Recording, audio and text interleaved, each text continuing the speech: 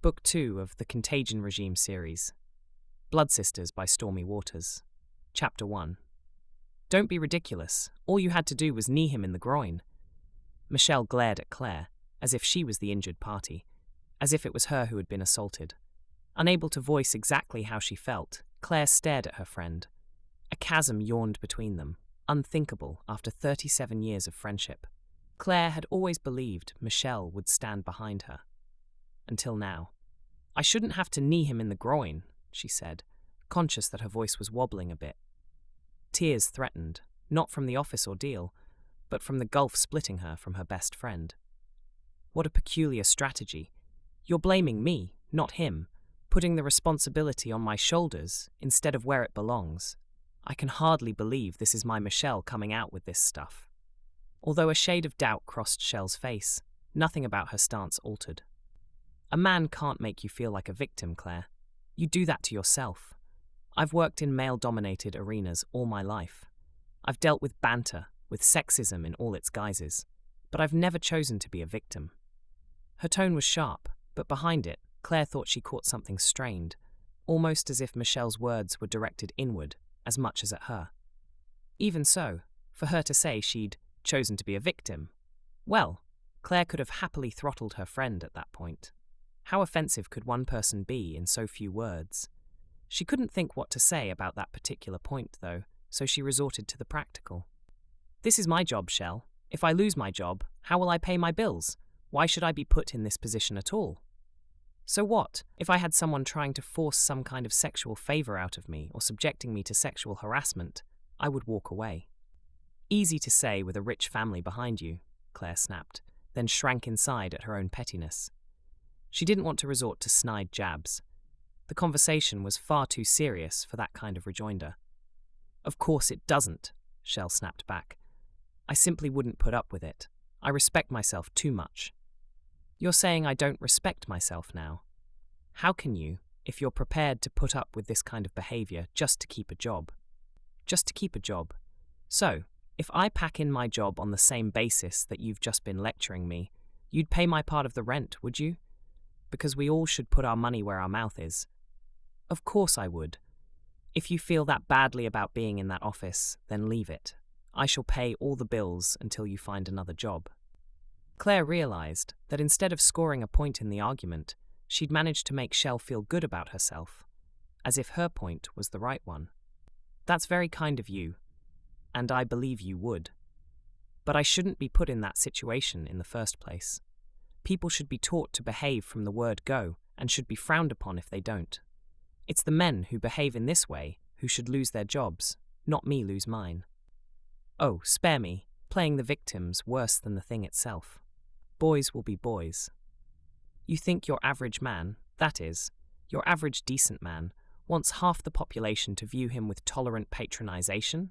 I think he'd rather just behave decently. They are what they are. Michelle shrugged, as if the behavior of all men was something to view with a slight smile and a knee constantly at the ready to hit their groin. Women shouldn't be so ready to feel intimidated. If you're always looking for it, you'll always find it. She hesitated before asking, is patronization a real word? Victim blaming. That's what you're doing. You do realize that, don't you? You're actually a misogynist. I can't believe I'd never realized. Michelle flinched, just for a second, before her expression hardened. It was the tiniest crack, but Claire saw it. She had more to say, though. You are far too dismissive of what a lot of women have to deal with on a daily basis. There's no reason why we should have to live like this. Claire hesitated for a moment before adding, yes, of course, patronization is a word. Oh, grow up, Claire. Shell stood up so suddenly, her chair shifted backwards on the floor, making a horrible screeching noise. And I can't believe I'd never realized how willing you are to jump on the most recent fashionable outrage bandwagon. You do realize, don't you, that people like you are discrediting those who have been truly abused?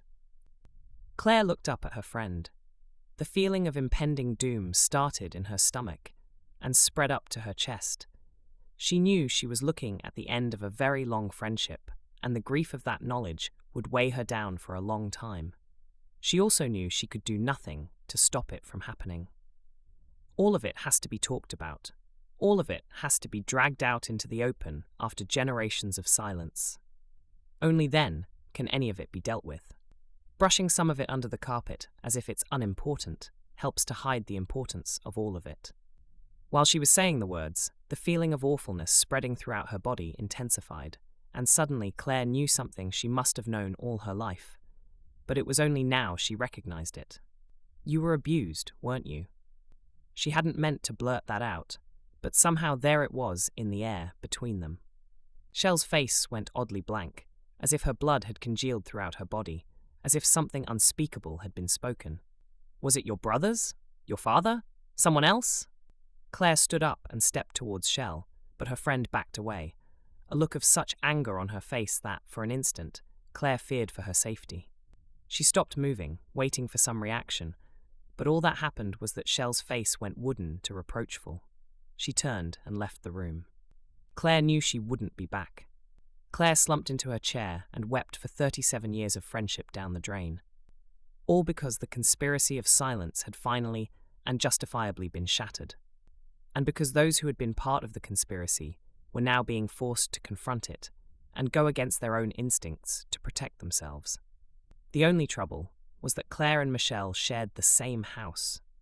So her friend would have to be back before curfew. And then what? How would they get past this? Why hadn't Shell said something about her brothers and father? Fancy her letting Claire get away with suggesting such a thing, unless such a thing had actually happened. But surely if such a horrendous thing had in fact happened, Claire would have known something, or suspected something, over all the years of life they'd shared. On the other hand, it was only in recent months that people were actually speaking of such things, opening up about what had happened to them, often only realizing now that what had happened to them was stuff that never should have happened. Certainly, Claire knew herself that things she'd automatically dealt with at the time that had made her feel like rubbish, that had made her feel lesser, had been pushed so far down in her consciousness that she thought she'd forgotten them. But they had obviously affected her in ways too subtle for her to work out. It was only through all this opening up to the public consciousness that she'd realized what she'd been expected to put up with. And why the hell should she?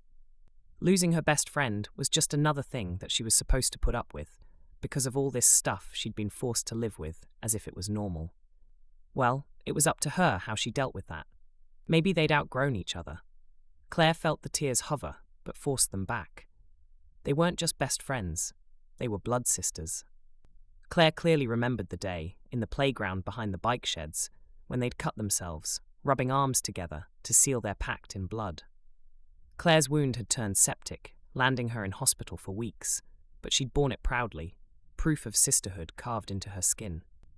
She'd nearly lost an arm for that blood sister bond. Now all she had left was the scar. In the meantime, Claire still had the problem that had started this fateful conversation with her blood sister, Michelle. The consultant she transcribed letters for at work had spent weeks suggesting she'd be more comfortable if she joined him on his side of his desk. She'd spent weeks refusing. So, when he came across her trying to fix the leads into the rear panel of the computers, which involved her crawling under her work table to get at them, he put his hand up her skirt.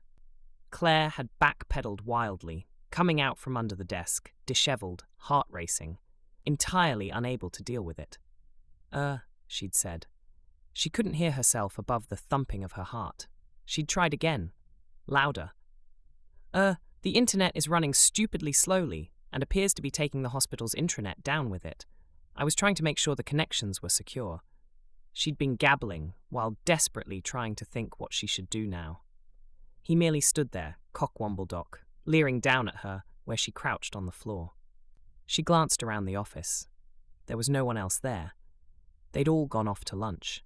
She carried on gabbling. The sites we usually access are crashing or freezing and producing error messages.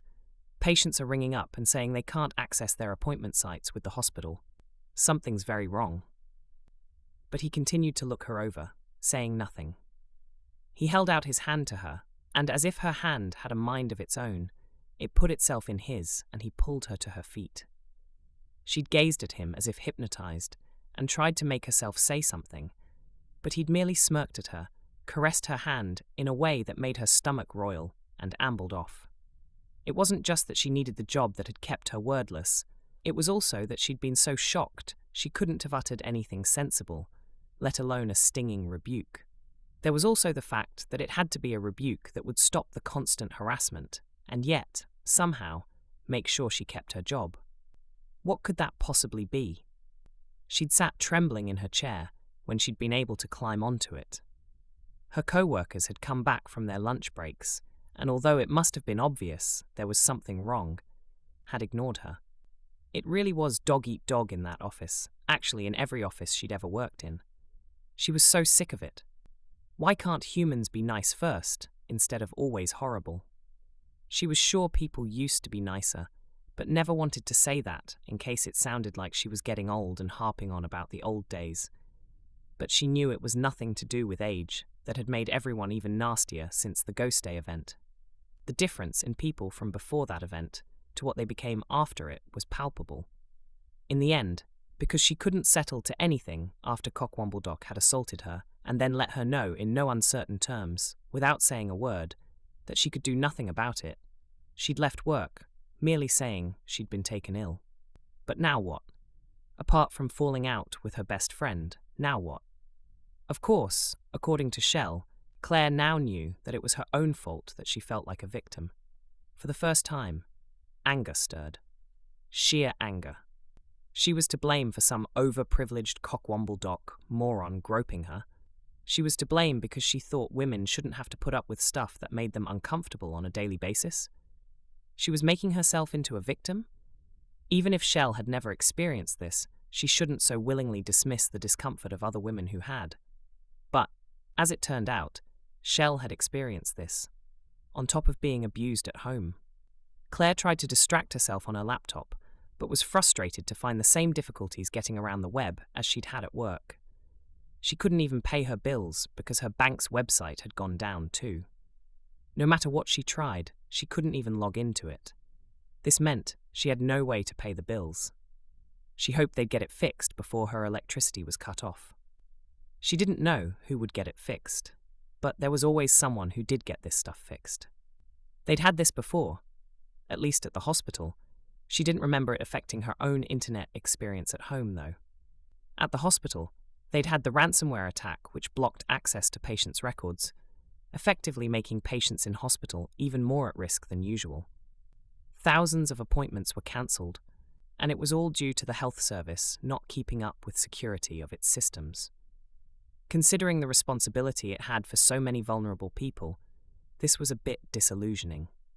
Claire had always felt immensely proud of working for the health service, and here it was being that careless of all the people in its care. Reflecting on that occasion, she remembered someone in the office saying it was the start of the breakdown of society, that the Ghost Day event had weakened their country so much that outside powers would take advantage of them. This was how it would start, with cyber attacks. After which, rapid decline, disintegration, and societal collapse would lead to apocalyptic conditions. Claire remembered the scorn with which this had been greeted. She'd not said anything. It wasn't her place in the pecking order. It had been a proper secretary who'd made these dire pronouncements, not a temp like Claire.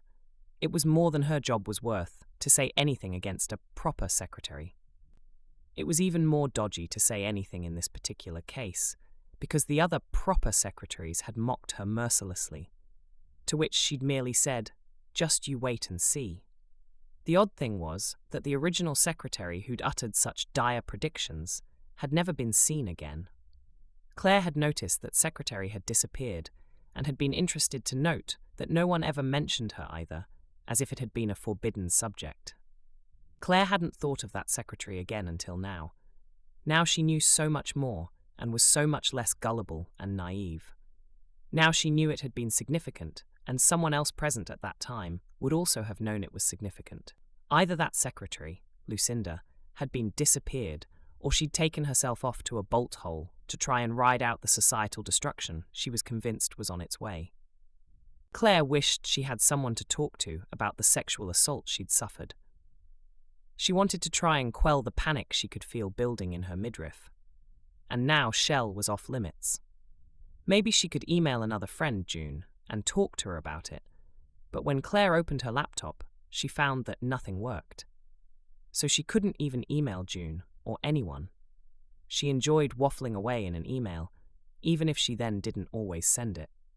Claire had to stop herself from thumping her laptop in frustration. It wasn't its fault. She folded the lid down and put it away. She jumped up, applied nasal spray to protect herself, collected her jacket, her bag and keys, and left the house. She drove as fast as the speed limit would allow to the nearest supermarket. Grabbing a trolley, she raced around the aisles trying to think what was best to stock up on. Tins, of course. Tins of beans, tins of veg, batteries, matches, paracetamol, dried things, maybe pasta. Desperately, she tried to work out what would keep and what was needed for as balanced a diet as possible. She was staring at a row of tinned green beans. What about green stuff? Would they all get scurvy? How long did it take to get scurvy? Are you all right, love? Startled, Claire flinched and turned to see an elderly woman next to her, a concerned look on her face. It's just that you've been staring at those tins for quite a while now. Oh, the trouble is I've got a lot on my mind and can't concentrate on the job in hand, that's all. Thank you for your concern, though. I'm fine. You need to practice that mindfulness thing, the woman said. Focus your awareness on the present moment. You can recognize and accept how you're feeling about other things, but focus is the trick. She patted Claire on the arm and moved on, her trolley squeaking a jaunty accompaniment to her steps. Claire swallowed hard. She mustn't give herself away like this. One of the things about preparing for apocalypse was to not let others know you were preparing for apocalypse. She clearly remembered Lucinda saying this, and it had hit home. People were so horrible now, you couldn't afford to let them know you were stocking up on stuff, because they'd be round, breaking down your door to steal your stuff, if they hadn't bothered to prepare themselves. She had the feeling she was burying herself in ideas of apocalypse preparation, rather than thinking about sexual assault and what she should do next about that.